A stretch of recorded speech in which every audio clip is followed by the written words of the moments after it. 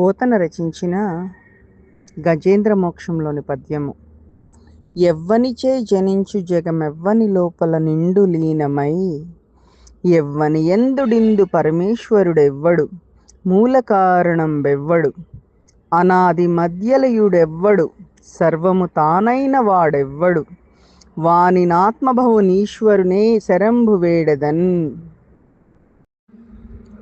భావము: ఎవ్వని చేత ఈ జగమంతా సృష్టింపబడినదో, ఎవ్వనిలో ఈ జగమంతా లీనమై ఉందో, ఎవ్వని చేత నాశనం చేయబడుతుందో, ఈ సృష్టికి మూల కారణం ఎవ్వడో, మొదలు చివర మధ్య అంతా తానై అయిన ఉన్నవాడు ఎవడో, ఆ ఈశ్వరుణ్ణి నేను శరణు కోరుచున్నాను.